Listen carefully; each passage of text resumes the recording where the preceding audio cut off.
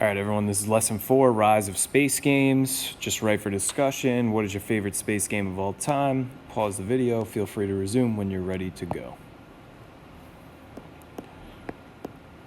At the beginning of the 1970s, video games existed almost entirely as novelties. They were passed around by programmers and technicians from colleges and other science labs, anyone basically with access to computers at their job, primarily research institutions, large companies, and of course, colleges and universities. Creation of Space War in 1962 created widespread popularity for video games, and more specifically, space-themed video games. We started to talk about this last time with rising interest in, outer space due to the space race. In 1966, Stanford University student Bill Pitts had a hobby of exploring the steam tunnels in the buildings of the campus, broke into a building he found out to be the location of the Stanford Artificial Intelligence Project. This lab held a DEC PDP-6 time-sharing computer system with 20 teletype consoles connected to it. He was fascinated by the computer, and having taken several introductory computer classes, he convinces the head of the project to let him use the computer after hours. Soon Pitts had stopped going to class altogether, instead spending his nights in the computer lab interacting with the graduate and postgraduate students playing Space War on the PDP-6. Pitts often played against Hugh Tuck, who was a student at a neighboring school, the California Polytechnic State University, and he was also a friend from high school. During one Space War session that took place, Tuck remarked that a coin-operated version of the game would be very successful. Such a device was still unfeasible due to the cost of computers, so they did not pursue the project. In 1971, however, Pitts, who had graduated and was working at Lockheed as a PDP-10 programmer on a newer model of the computer, he learned of the DEC PDP-11, which sold for around $14,000. While this was still very high for a commercially viable product, meaning if they were going to turn it into a video game and sell it, $14,000 is too much money for each unit, as most electronic games in the arcades cost around $1,000 at a time. Tux and Pitt felt it was low enough to build a prototype to determine interest and optimal price per gaming.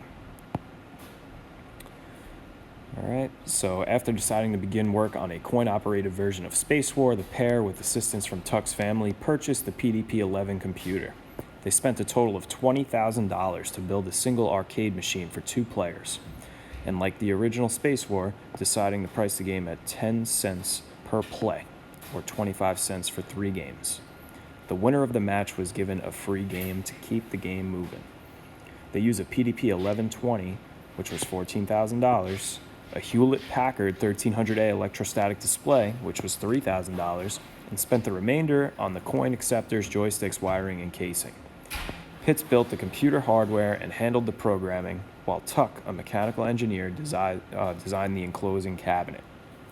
Cabinet is the box around the computer, the arcade, the giant box. The coin acceptors were sourced from jukebox manufacturer Rowe International, and the joysticks were actually from a military surplus store. They were remainders from B-52 bomber controls, so the joysticks within the B-52 bomber airplane. The code for the game was based on a version of Space War running on a PDP-10 in Stanford's Artificial Intelligence Lab, but it was modified with additional features. Pitts and Tuck renamed their product from Space War to Galaxy Game due to anti-war sentiment. People really were, after World War II was over, people did not like the term war anymore. So they strayed away from that. They changed space to galaxy and war to game. The development of the prototype took about 3.5 months. By August, they were well into development and had gotten permission to place the machine at the Tressiter Student Union building at Stanford. It was then they received a call from Nolan Bushnell, who had heard of their project and wanted to show them his similar project he worked on. Nolan is going to be very huge in the next 3 lessons. Let's see, what do we got here?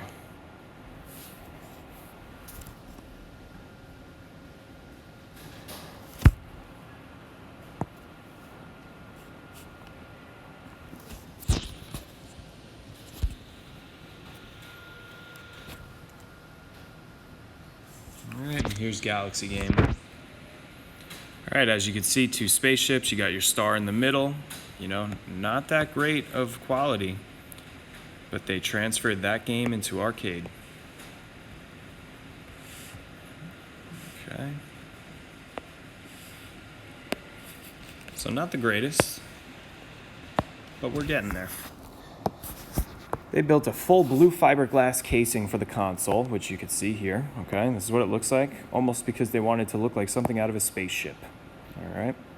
The second prototype, when it was complete, the pair had spent $65,000 on this one project.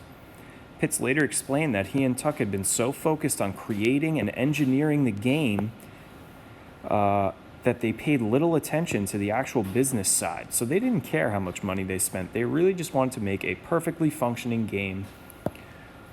All right. In August 2010, the console was loaned to Google to be placed at their headquarters campus at the request of Pitts, who wanted the game to be played as well, due to a discussion with Senior Vice President Jonathan Rosenberg, who had been hired as a 13-year-old boy by Bill Tuck and Hugh Pitts in the mid-1970s to keep the machine cleaned. So one of the young boys that they hired to clean this machine was Jonathan Rosenberg. This guy goes on to be the vice president of Google, and he preserves their game in history there at Google headquarters. It has since returned to the museum and is still playable. In the late 1960s, Nolan Bushnell saw Space War running on a mainframe at the University of Utah, where he was a student. Bushnell worked during the Summer Lagoon Amusement Park in Utah as a manager of the games department, and he oversaw the arcades. The high price of computers capable of running games, however, meant that any such arcade would not be feasible, although he knew it would be very popular. He saw an ad for the Data General Nova computer, which cost only $4,000, and he starts to think, maybe I can finally start to make my arcade games if he could connect 4 monitors and 4 coin slots to one computer. He showed his office mate Ted Dabney, and the two agreed to work together to design a prototype. Okay. Bushnell had the computers and digital engineering experience, and Dabney had the analog and hardware experience. So one's a software, one's a hardware. It's a very good combination. By August 1971, Bushnell called Bill Pitts and Hugh Tuck to discuss, their struggles with their own version of the game. Okay. At this time, Dabney was already playing Computer Space, which is their newly built game in bars near Stanford. He had found a commercial manufacturer for the game in Nutting Associates. They were curious about what Tuck and Pitts had done to make a commercially competitive version of the game.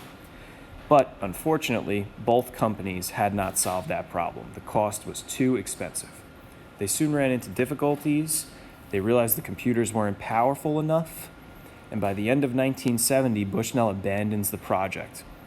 Computer Space debuted at the MOA show on October 15th. Dabney's wood cabinet for the prototype was replaced with curvy, futuristic fiberglass. Okay, and who better to build with fiberglass than a swimming pool company, because most of the walls of the pool were built with fiberglass at the time.